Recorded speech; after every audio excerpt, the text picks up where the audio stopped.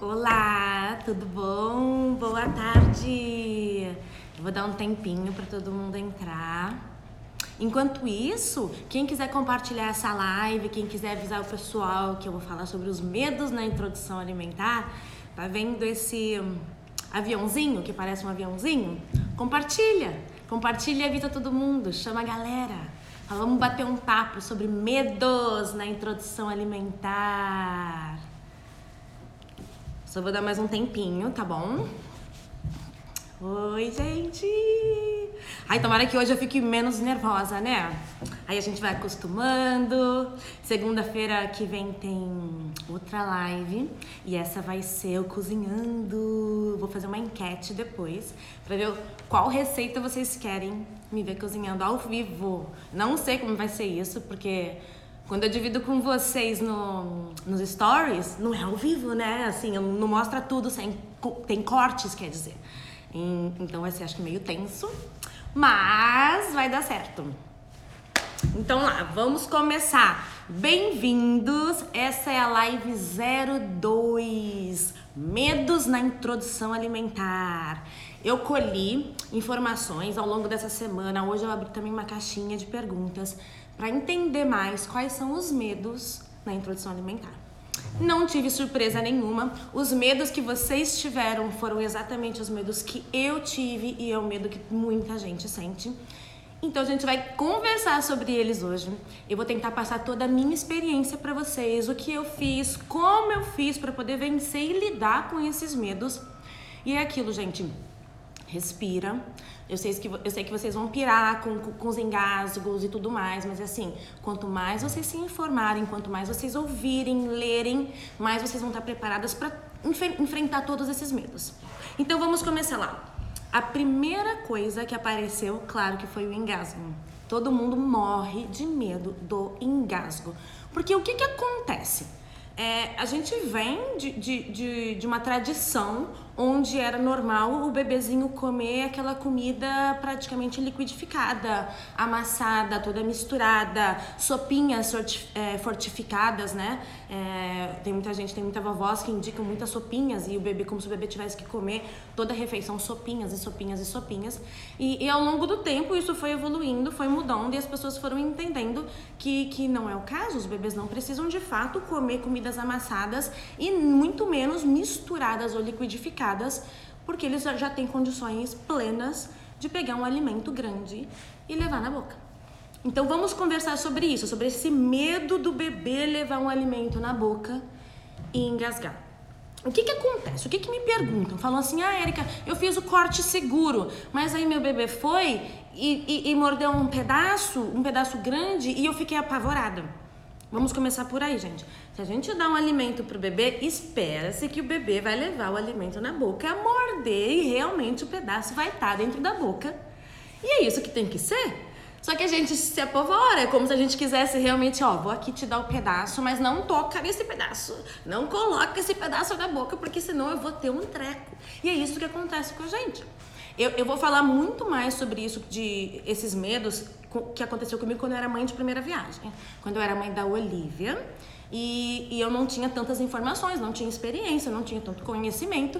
Então, realmente, eu me apavorava com tudo. Com a Diana e com a minha experiência, isso já foi muito mais tranquilo, muito mais suave. Então, o que acontece? O bebezinho tá lá com 6 meses. O mais importante são os sinais de prontidão, que eu falei aqui na outra live, na primeira live. Eu falei como começar a introdução alimentar com os sinais de prontidão. Então, tá lá o seu bebezinho com sinais de prontidão, sentadinho. Você oferece o alimento para ele com um corte seguro. O que é o corte seguro, gente?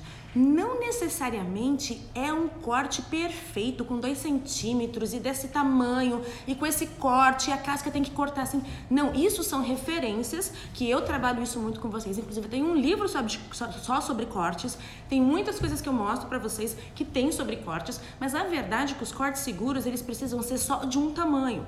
Eles precisam ser do tamanho desse dedo, junto. Tá vendo? Esse é o tamanho que a gente costuma falar que é aquele palito, né? É o palito de cenoura, é o palito da batata, é a carne em forma de palito, tiras. Porque esse é o corte seguro para o bebê conseguir pegar. entendeu? Não necessariamente é um corte seguro porque ele vai evitar ou ele vai causar ou aquilo. É só que é uma forma fácil do bebê com 6 meses segurar aquele alimento e comer. E o que é importante? Quando ele leva esse alimento na boca, não é só o corte seguro, é a textura e a qualidade do alimento que a gente tem que observar também. Então vamos lá, olha que eu não cheguei nem em engasgo ainda, a gente ainda tá nos cortes seguros. Então o corte seguro é em tamanho de tira, porque o bebê de 6 meses ele só consegue pegar com a mãozinha assim e ele come o que sobra. Por isso que ele tem esse corte que as pessoas chamam de corte seguro, mas é só um corte pro começo da introdução alimentar. Conforme o bebê vai evoluindo, ele vai adquirindo a pinça e ele vai pegando os alimentos menores. Então, os cortes é aquilo que eu te falei, não precisa cortar em quadradinhos, desse tamanho certinho e tudo aquilo, não. É uma referência aqui. Alimentos pequenos, quando ele tiver com a pinça desenvolvida. E alimentos maiores, quando ele ainda não tiver, certo?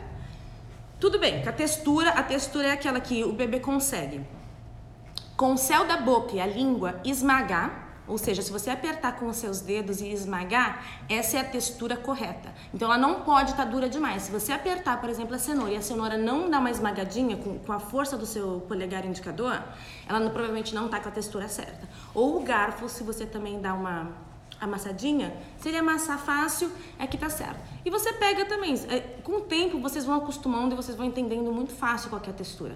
Vocês só precisam testar no começo, precisam entender qual que é a textura certa no começo. Depois vocês vão fazendo isso automaticamente, tá bom? Então tá lá, então tá o corte seguro, tá com a textura certa, o bebê tá sentadinho com todos os sinais de prontidão, 6 meses sentando sozinho, levando a comida sozinho na boca, interesse pela comida e também não tem a protrusão da língua, que é tudo que eu falei na live passada. Quem perdeu, ela está gravada. E você oferece o alimento.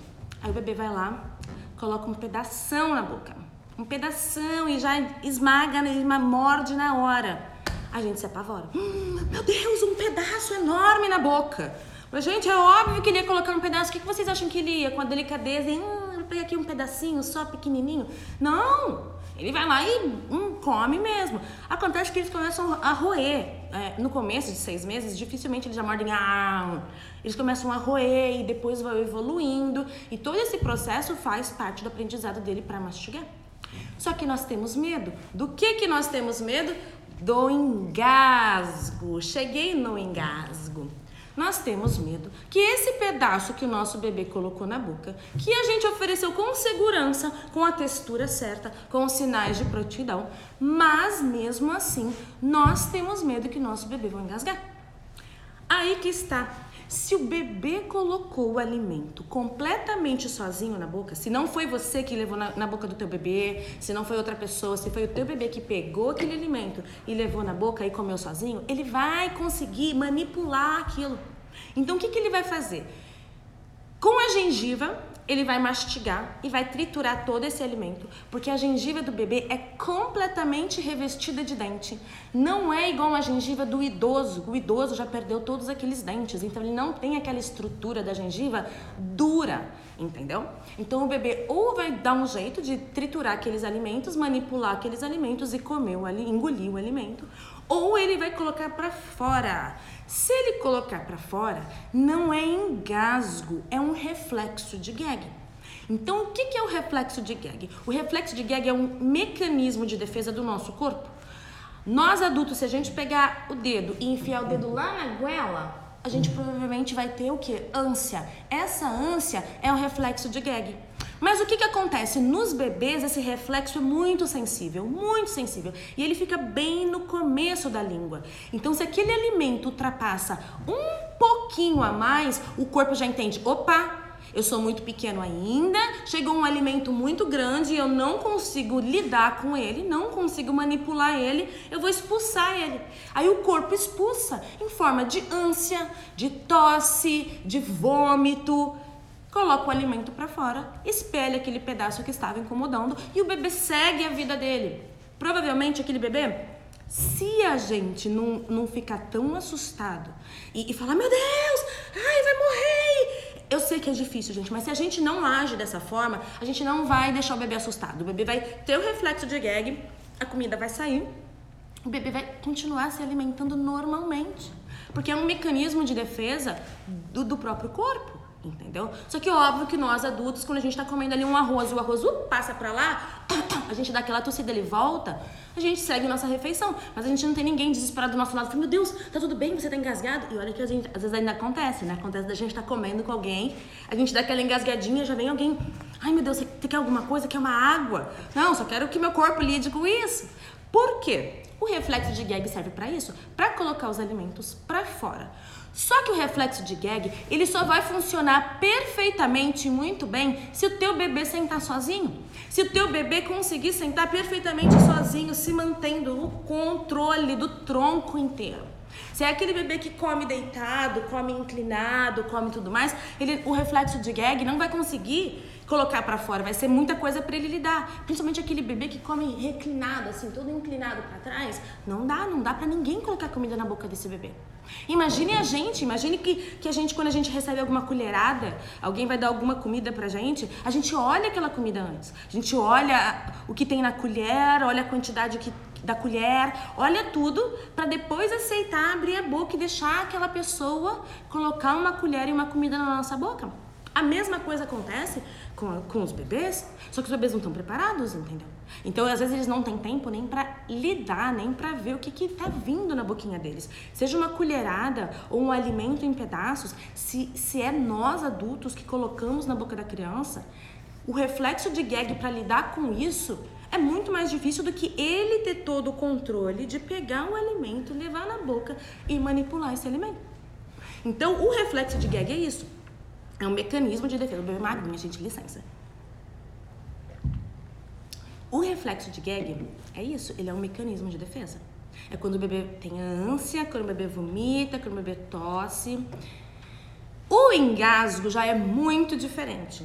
O engasgo, o bebê fica sem som. O bebê não consegue emitir um som. O bebê não consegue tossir, o bebê não consegue chorar, o bebê não consegue fazer nada. Ele fica literalmente... Tá tudo obstruído. A passagem de ar não tem o que tá passando de jeito nenhum. Aí ele precisa de um adulto para intervir. Ele precisa de alguém para fazer a manobra de Heimlich. Eu vou deixar para vocês logo depois dessa live o link direitinho. Tem página no meu livro, tem tudo. Coloquem no Google que vocês vão aprender. Porque essa manobra não serve só para BLW e nem só para introdução alimentar. Essa manobra serve para salvar vidas de todo mundo, idoso, criança, adolescente, bebês. É muito importante a gente saber dessa manobra, tá bom? Então, o engasgo, a criança não vai emitir som. Vocês vão perceber claramente que a criança está engasgando. É quando, tipo, é desespero. Agora, se a criança tá lidando com aquilo, se a criança tá tossindo, tá vomitando, ânsia e vai colocar para fora, deixa a criança lidar. Se a gente coloca o dedo dentro da boca da criança para tentar tirar esse alimento, o risco de a gente enfiar o alimento pra goela é muito maior.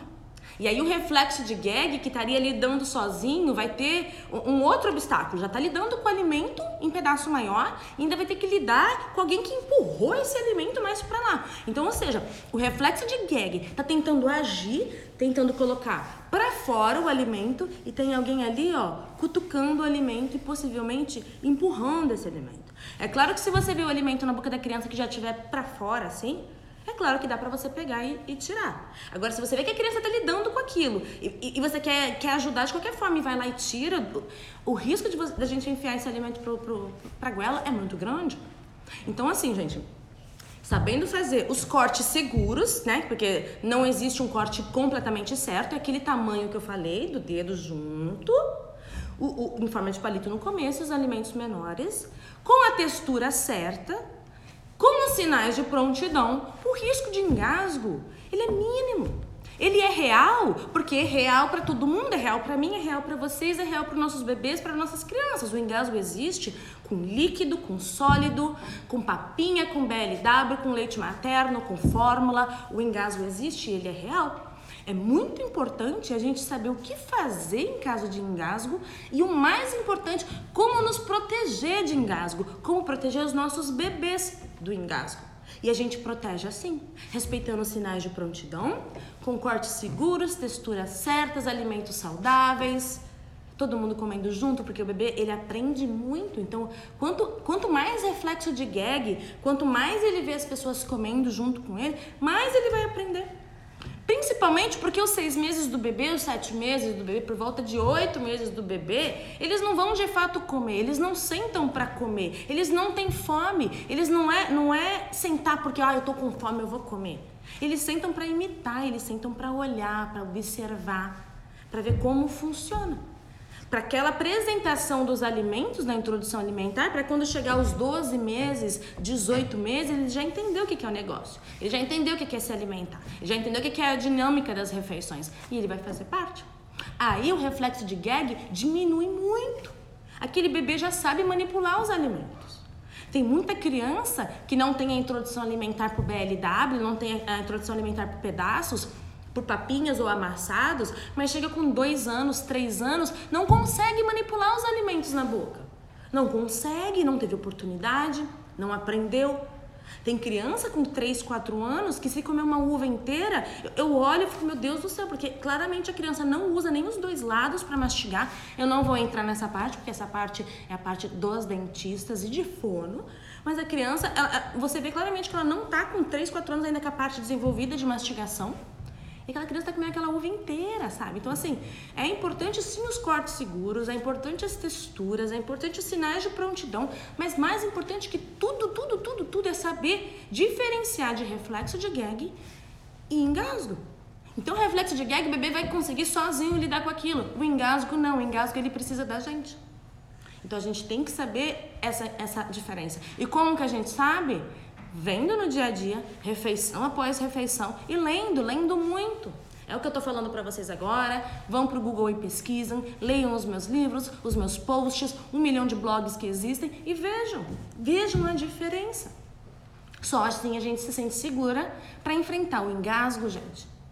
Minhas filhas nunca engasgaram, nunca engasgaram, nunca precisei fazer a manobra. A Olivia, como eu era mãe de primeira viagem, eu já cheguei a tirar ela do cadeirão umas 2, 3 vezes, porque, vai engasgar, e quase virar ela, mas claramente era um reflexo de gag e ela lidou com aquilo sozinha. Mas pode acontecer, e se acontecer um engasgo, a gente tem que estar preparado. Mas nunca aconteceu comigo, porque assim, eu me preveni de tudo isso que eu falei pra vocês, sinais de prontidão, corte seguro, textura, entender o bebê, respeitar o bebê e tudo mais. Agora, outra coisa que deixa as pessoas loucas e assim, com isso eu sofri bem pouco, confesso. O engasgo pra mim era muito mais que me amedrontava, né? O que acontece? As pessoas falam, come pouco. O bebê no BLW não come, o bebê no BLW ele só brinca e só explora, ele não come de jeito nenhum. Eu sinto que o bebê come pouco. O que é comer pouco, gente? Comer pouco e comer muito é bem relativo. O que é comer pouco pra mim, o que é comer muito pra mim é muito diferente de uma pessoa que às vezes tem o mesmo peso, a mesma altura que eu. E pra ela comer pouco é uma coisa e comer muito é outra. Depende muito de metabolismo, depende muito de o que a pessoa faz no dia a dia, como a pessoa, entendeu? Acorda e dorme e vive a vida dela. E a mesma coisa acontece para um bebê. Então, assim, o que a gente acha que é comer pouco ou muito, para um bebê ou para o outro bebê ou qualquer bebê, é bem relativo. Então, o que a gente tem de fazer? A gente tem de olhar um bebezinho de uma outra pessoa, se alimentando muito, comendo muito, ou come amassado, ou papinha, ou mesmo por BLW, mas come muito mais que o nosso bebê que tem a mesma idade, o mesmo tempo e tudo mais. E a gente fica desesperado. Ou a gente vai no pediatra e aquele bebê não engordou 1 quilo igual engordava quando nasceu, entendeu? E aí a gente começa a falar, meu Deus do céu. Só que tudo isso, se vocês conversarem com o pediatra de vocês e nutricionistas de vocês, eles vão falar com toda certeza pra vocês que é assim. Nos primeiros meses ganha 1 quilo, aquela média de 1 quilo, 800 gramas, não vou entrar em detalhe de peso, certo? E que ao longo do tempo, o bebê vai queimando mais caloria, vai se exercitando mais, ficando mais em pé, rolando, sentando, ele queima mais e não ganha mais aquele peso. Mesmo porque imagina se o bebê ganhasse 1 quilo por mês para sempre, assim, meu Deus do céu, não tem como, né? Não tem como. Então, eu acho que isso de Peso, meu bebê não está engordando ou não, é algo que vocês precisam conversar com o pediatra de vocês, precisam conversar com o nutricionista infantil de vocês, para todo mundo entender que nem todo bebê gordo é bebê saudável e nem todo bebê magrinho é um bebê doente ou que come pouco desnutrido. Não é assim. Todo pediatra, todo nutricionista infantil sabe que é um monte de coisas que precisam ser analisadas e não é só o peso do bebê. É principalmente o desenvolvimento do bebê, a variedade de alimentos que é apresentada para essa criança, como essa criança mama e tudo mais, entendeu? Então não é um fator, não é, engordou só 200 gramas esse mês, meu Deus, vou cortar o BLW porque meu bebê vai passar fome. Não é assim. Não é assim, é óbvio que não é assim. Então, tudo bem. Já falei dessa parte de peso, vocês conversem com o pediatra de vocês, nutricionista infantil, para vocês entenderem que peso sozinho, isoladamente, não quer dizer nada. Bom, mas vamos lá para comer pouco. O que acontece com comer pouco e comer muito na introdução alimentar ou na vida dos nossos filhos? Isso tudo é nossa percepção. Então, assim, se você pega aquela criança, vamos supor uma criança de 10, 11 meses, que já tem um interesse maior pela comida, já entende que o alimento alimenta. Se a gente pega aquela criança e a gente dá, por exemplo, um pedaço de batata cozida e assada, um pedaço de cenoura e um omelete. Então, a gente dá aquelas 3 coisinhas para a criança, pedacinho, separadinho, a criança vai e come tudo. Aí a gente fala, meu Deus, meu filho comeu muito bem, come pra caramba, eu tô muito feliz. Só que se você vai lá e faz um pratão de comida, e aquela criança vai lá e come metade daquele prato de comida, você fala, meu Deus, olha só, ele não comeu tudo. Então, assim, é mais pela nossa percepção de, às vezes, ficar feliz quando dá pouca comida eles comem tudo e quando dá muita comida eles não comem. E a gente meio que se frustra por isso, fica tipo, meu Deus do céu, não tá comendo ou comeu bem. E, na verdade, às vezes comeu a mesma coisa. Por quê? O bebê, ele é completamente o bebê, a criança. Na verdade, o que acontece? O bebê, com certeza. O bebê, ele sabe o controle dele de saciedade. Então ele sabe desde a época que ele mama a quantidade que ele aguenta de mamar ou não e ele para. Então quando é o peito, ele tá lá mamando e ele vira a cabecinha pra trás, que fica até escorrendo leite, ou ele dorme, ou ele fala que não quer, às vezes não quer nenhum outro peito, porque ele sabe que ele está satisfeito. Essa família que segue a amamentação, a livre demanda e vai pro BLW, vai observar que é a mesma coisa. O bebê vai ali explorar, vai comer um pouquinho, vai falar, não quero mais. Porque aquela comida tá ali na frente dele e ele vai dizer se ele quer ou não. Para quem faz livre demanda no peito, que não consegue medir em ml certinho quanto o bebê mama, que é o bebê que decide realmente na livre demanda quanto que aquele bebê tá mamando, fica um pouco mais fácil. Eu não digo que é, nossa, super fácil, não. Fica um pouco mais fácil da gente entender o que é um controle de saciedade. Agora, aquela mãe que amamenta com fórmula e controla ali 200 ml, aí depois vai numa consulta, a mãe agora pode dar 250, 300 ml, eu não sei como funciona, porque eu nunca amamentei com fórmula. E o assunto aqui não é leite materno versus fórmula, não vou entrar nisso. Cada realidade é a sua realidade.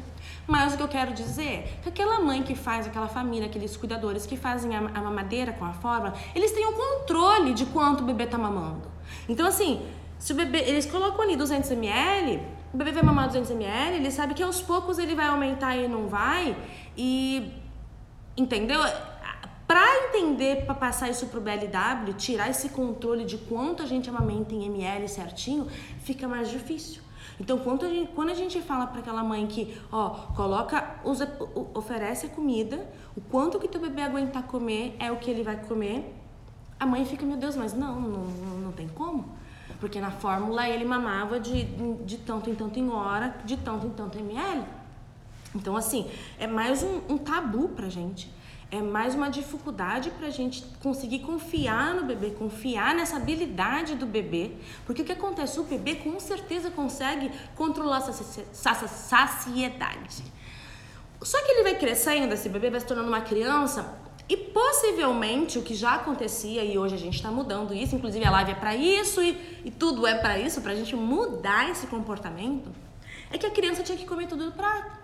Então a criança vai perdendo esse controle de saciedade, ela vai comendo além do que ela aguenta, ela vai comendo o que ela não quer comer, ela vai comendo daquela forma que é compulsiva, que tá para agradar os outros, e vai se tornar um adolescente, vai se tornar um adulto que não vai conseguir ter controle de saciedade. É nessas horas que a gente repete outro prato, é nessas horas que a gente come descontroladamente, é nessas horas que a gente come, entendeu? É nessas horas, porque a gente não consegue, a gente perde. O que a gente perde? A gente perde a capacidade de entender que é o seguinte: eu tô com fome, eu como comida. Eu tô com fome, eu como. Não tô mais com fome, estou satisfeita, eu paro de comer. Os bebês sabem fazer isso. Só que a gente acaba tirando isso deles quando a gente faz eles comerem 30 gramas por peso. Quando a gente faz eles comerem todo o prato, limparem todo o prato. É como dizer pra alguém, virar pra você e falar assim: não, você vai ter que comer sim. Você vai ter que limpar todo o seu prato sim. Vai ter que comer toda a sua comida. E desculpa se você tá me falando que não quer mais, mas aqui, ó, a comida tá aqui e vai comer sim. Então, assim, gente, o comer pouco é muito relativo.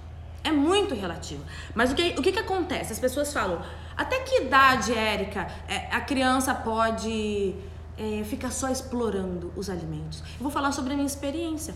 Comigo, as duas começaram com 6 meses, BLW, só explorando, só imitando, só colocando na boca, só sentindo gosto, textura, sabor, temperatura, cor, tudo isso. Até que por volta dos 9, 10 meses, 11 meses, elas começaram a adquirir as habilidades de pegar o alimento menor, de usar o garfinho espetando, de usar a colher, de entender que o alimento alimenta, que a hora da refeição, quando a gente senta, aquilo que elas receberam no começo da introdução alimentar com 6 meses, aquilo é comida e aquilo elas vão comer. Elas não precisam mais explorar, elas não precisam mais brincar com aquele alimento, nem jogar no chão, nem esmagar, nem cheirar, porque elas já conhecem, elas já sabem o que é os alimentos. E é óbvio que isso, com um bebê de 6 meses, 7 meses, 8 meses, 9 meses, não acontece. O bebê tá ali ainda entendendo o que é toda aquela dinâmica. E o corpinho é tão, a natureza é tão sábia, o corpo é tão inteligente que a criança, comigo foi assim a experiência, e o que eu acompanho, o que eu leio e tudo mais, geralmente é o que acontece. Os bebês por volta de 10, 11 meses, o que acontece? O bebê começa a ter um interesse muito maior pela comida, e aí o leite, que é o principal alimento até os 12 meses do bebê, ele começa a inverter. Então aquela apresentação alimentar que a gente fez na introdução alimentar serviu justamente para que o bebê com 12 meses pudesse começar a fazer essa transição de leite para comida. Entendeu? Então, assim, não tem uma idade certa de até que idade vai explorar. Não sei, depende do seu bebê.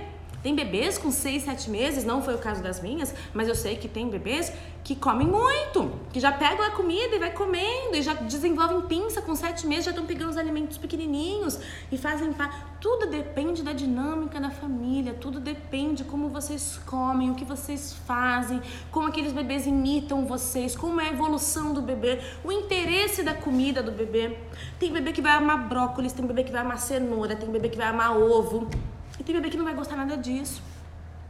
Nós temos 1 milhão de vegetais, 1 milhão de frutas, 1 milhão de proteínas. A gente não precisa focar só em um. Se o bebê não gosta de uma coisa, faz de outra. Tenta de outra forma. Vocês têm essa janela de oportunidade, que é dos 6 meses do bebê até os 12 meses, os 18 meses, em garantir o leite materno e a fórmula. Fica o principal alimento deles. Aproveitem essa janela de oportunidade para deixar os bebês explorarem, permitirem eles aprenderem a se alimentar. Porque, de fato, o tempo de muita preocupação com reflexo de gag e muita preocupação entre o bebê só brincar e explorar com a comida são só naqueles primeiros meses, de 6 a 8 semanas, que são de 2 a 4 meses depois de o bebê começar a introdução alimentar. Então, até 8 meses, mais ou menos, do bebê, o bebê só vai explorar mesmo. Mas o explorar é importante para ele entender, para ele aprender a manipular os alimentos, para o reflexo de gag diminuir, para o engasgo ficar cada refeição. Quem faz o BLW aqui sabe que cada refeição É uma evolução. É uma evolução, o bebê vai perdendo o reflexo de gag, o bebê vai aprendendo a manipular. Não perde, aliás, o reflexo de gag, porque a gente tem até hoje, mas ele fica menos perceptível, ele fica mais para trás, o bebê aprende a manipular melhor o alimento, ele vai evoluindo. O bebê aprende a comer, aprende que alimento, mas vocês têm que entender que cada bebê é um bebê.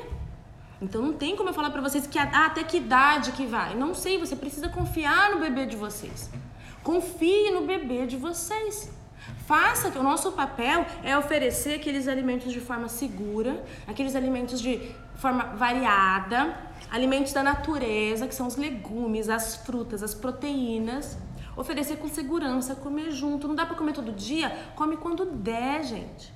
Já tá ótimo. Final de semana, à noite, um lanchinho, um café da manhã. Tá ótimo. E aos poucos esse bebê vai evoluindo. Agora me perguntaram também muito sobre alergia. Alergia, gente, eu não posso falar sobre isso, eu nem sei sobre falar. Minhas filhas nunca tiveram alergia alimentar com nada. Eu sempre dei ovo desde os 6 meses, sempre dei frutos do mar a partir dos 12 meses, em lugares de confiança, ou feito em casa. Então, assim, alergia alimentar, vocês precisam conversar com um nutricionista infantil ou com um pediatra. Mas o que acontece? Se vocês derem aqueles alimentos para as crianças da natureza, saudáveis, e saudáveis entra aqui ovo, entra amendoim, entra leite, entra um monte de coisa, leite depois dos 12 meses, entra um monte de coisa. Quanto mais vocês colocarem os bebês em contato com os alimentos alergênicos que poderiam dar algum tipo de alergia, principalmente na janela, procurem e questionem os profissionais de saúde sobre a janela de oportunidade, janela de imunológica, acho que é janela imunológica, né? Acho que é janela imunológica do bebê, que acontece entre 6 e 9 meses, mais ou menos. É uma janela ótima para inserir principalmente esses alimentos, como amendoim, como ovos. Mas assim, conversem com especialistas, conversem com os profissionais de saúde.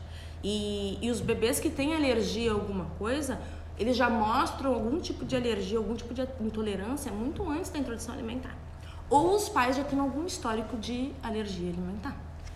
Tá bom? Então, assim, eu não vou me aprofundar em alergia alimentar. É algo que vocês têm que conversar com os profissionais de saúde. Mas é algo que pode acontecer sim. Porém, não devemos evitar vários alimentos, igual muita gente fala, porque a gente tem que aproveitar essa janela imunológica do bebê. Tá bom? E o que apareceu de medo também é medo dos parentes, medo dos palpiteiros. Gente, esse medo eu vou te falar que é o medo mais fácil. É o mais fácil, é aquilo que eu falo pra vocês. Quanto mais vocês se informarem, quanto mais vocês forem atrás de informações, quanto mais vocês souberem, mais preparados vocês vão estar para conversar com os parentes que têm medo. Porque os parentes vão chegar só colocando terrorismo na gente. Os parentes, os palpiteiros, os vizinhos, todo mundo que não sabe o que é, vão colocar só medo, vão falar que vai engasgar, que vai comer pouco, mas essas pessoas estão falando da boca pra fora. Elas nem sabem, elas nem pesquisaram, nem conversaram, nem leram nada sobre o assunto, entendeu? Então estejam preparados para debater. Fala, então tá bom, vamos conversar, o que você acha? Você tá com medo do quê? Que meu bebê vai engasgar? Vamos conversar? Vou te explicar o que é engasgo, o que é reflexo de gag.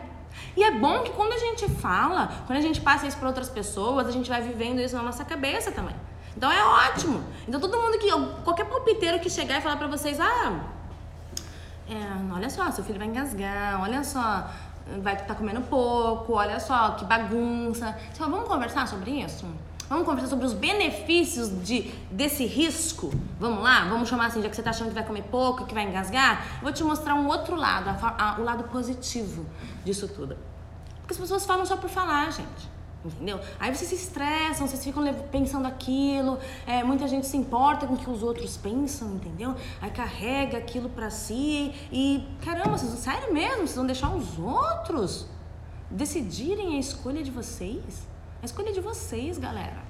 A escolha de vocês. Mas é óbvio, se vocês não se informarem, não estiverem preparados, não vai nem ter como sustentar essa escolha, né? Agora, se a gente tá ali preparado, se a gente tá ali cheio de informações... Gente, mesmo há 5 anos atrás, quando eu fiz BLW com a Olivia, quando ela começou com 6 meses, a minha mãe e meu marido ficavam super assustados, porque, gente, se hoje quase não tem informação, vocês conseguem imaginar o que era 5 anos atrás? Mas eu tava ali preparada, tava ali cheia de informação, cheia de vontade, determinada. Eu lia todo dia, conversava com milhões de pessoas todos os dias sobre isso, trocava muita experiência, igual a gente faz por aqui. E isso foi me fortalecendo, entendeu? Foi me fortalecendo. Então, olha só, gente, os medos na introdução alimentar são o engasgo e o reflexo de gag. Eu já expliquei pra vocês a diferença. Também aqui, comer pouco, como confiar no bebê. Eu também expliquei pra vocês essa dinâmica, expliquei como é muito relativo, como é importante a gente observar vários outros sinais no nosso bebê e nos nossos filhos, ao invés de só falar tá gordo e tá magro, entendeu? Porque isso quer dizer muito mais sobre o nosso metabolismo do que de fato o que a gente come. Então é muito mais o metabolismo, o que a gente faz, entendeu? Tem bebê que com 9, 10 meses tá ali andando, apanhando em um monte de coisa, queimando muito mais energia do que aquele bebê que com 9, 10 meses está começando a sentar. O que acontece? Geralmente, né, senta com 6, 7 meses, mas tem bebê que senta mais tarde, entendeu? Tem que conversar com o pediatra, tem que conversar com o nutricionista infantil. Todos os medos que vocês sentem, não fiquem só esperando respostas chegarem até vocês, ou que um alívio aconteça, ou que de repente vocês vão sentir alguma energia e vão falar, não, agora não sinto mais medo, porque não é assim.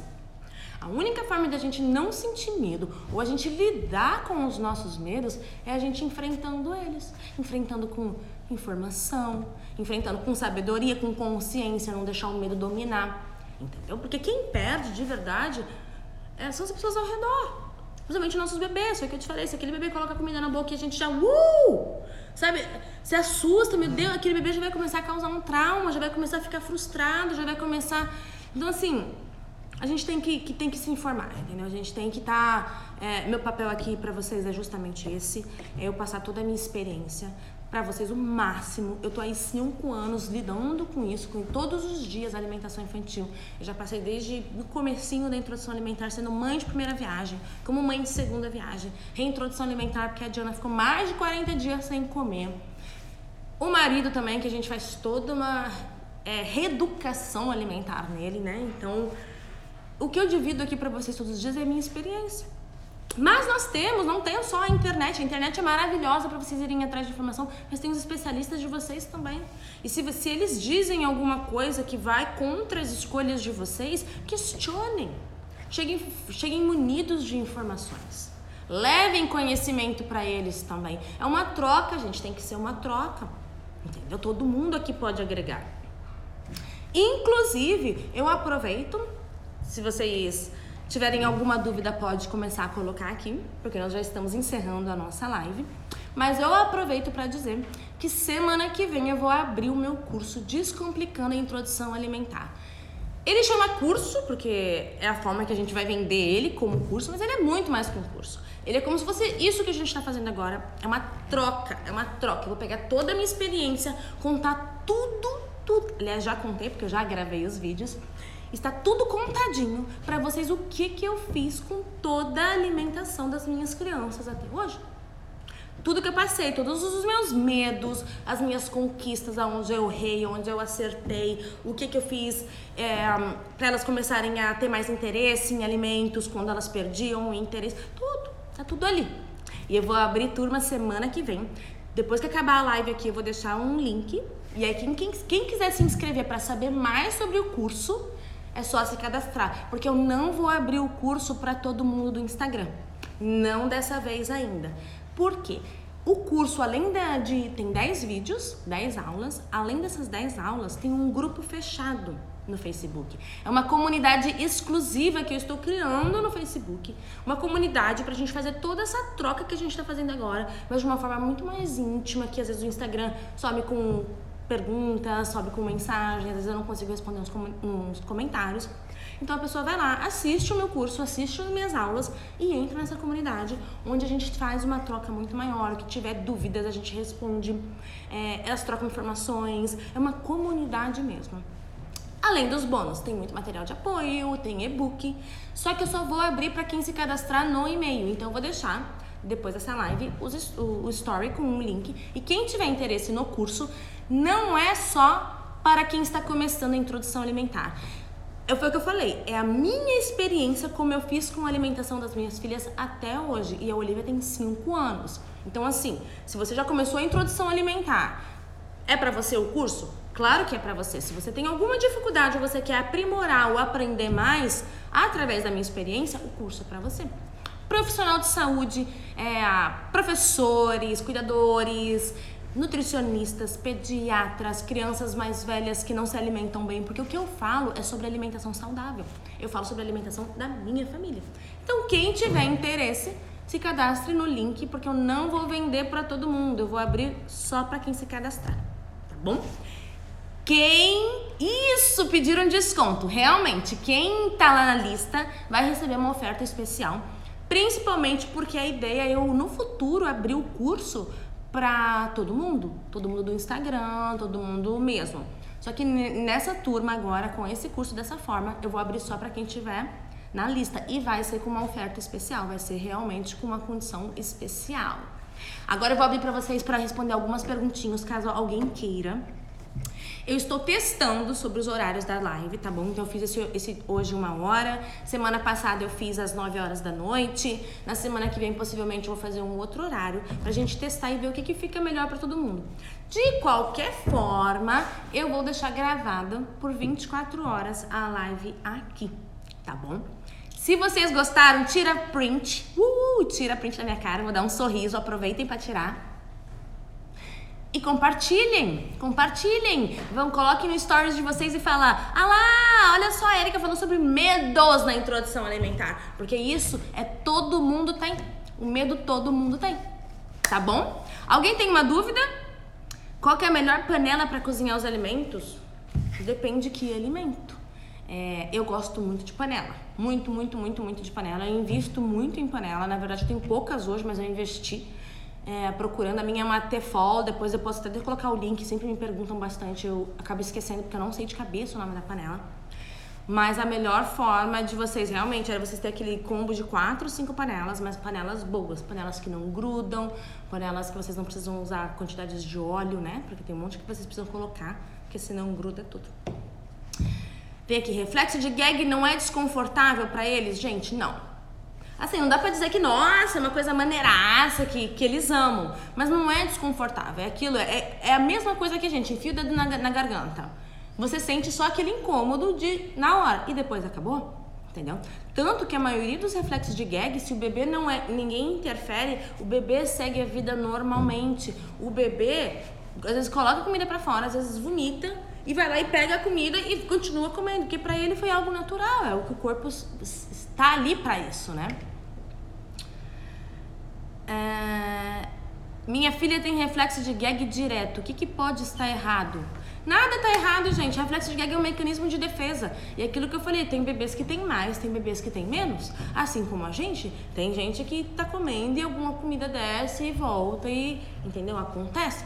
Não tem isso de o que tá fazendo de errado, não. Não tem mesmo. Se você quiser me mandar uma mensagem no direct, você que na mensagem direta, você que me fez essa pergunta, pra eu entender qual que é a idade da tua criança, porque às vezes se é muito no começo, acontece mesmo. Às vezes a gente mudando só a forma da apresentação do alimento, pode ser que a criança tenha menos reflexo de gag também. Gente, eu vou então terminar, porque eu preciso pegar a Olivia na escola. Eu agradeço mais uma vez. Eu não sei se vocês perceberam, mas dessa vez eu fiquei um pouco mais tranquila. Ainda estou morrendo de vergonha. Eu quase coloquei um filtro aqui. Agora que eu vi, deixa eu ver, dá pra colocar um filtro?